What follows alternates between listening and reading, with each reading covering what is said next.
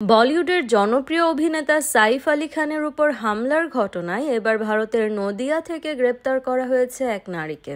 PTI সূত্রে জানা গেছে, সোমবার নদিয়ার বিভিন্ন অঞ্চলে অভিযান চালায় মুম্বাই পুলিশ।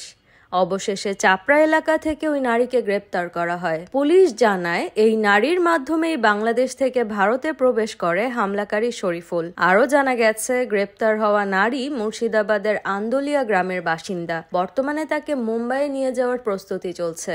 ভারতীয় সংবাদ মাধ্যম হিন্দুস্তান টাইমস জানিয়েছে, সাইফকে ছুরিকাঘাতের ঘটনায় অভিযুক্তরা মেঘালয়ের ডাউকি নদী পার হয়ে অবৈধভাবে ভারতে প্রবেশ করে। ভারতে আসার পর তারা বেশ কয়েকদিন পশ্চিমবঙ্গে অবস্থান করে, এরপর কাজের সন্ধানে মুম্বাই পাড়ি দেয়। স্থানীয় বাসিন্দাদের থেকে সিম কার্ড সংগ্রহ করে হামলাকারী শরীফুল, এমনকি নিজের নামে আধার কার্ড বের করারও চেষ্টা করে, তবে সেই চেষ্টা ব্যর্থ হয়। পুলিশ আরও জানায়, শরীফুল উত্তরবঙ্গের ভারত শিলিগুড়ি সীমান্ত দিয়ে ভারতে ঢোকে এবং এই অবৈধ প্রবেশের জন্য একজন নারীর সঙ্গে যোগাযোগ করে।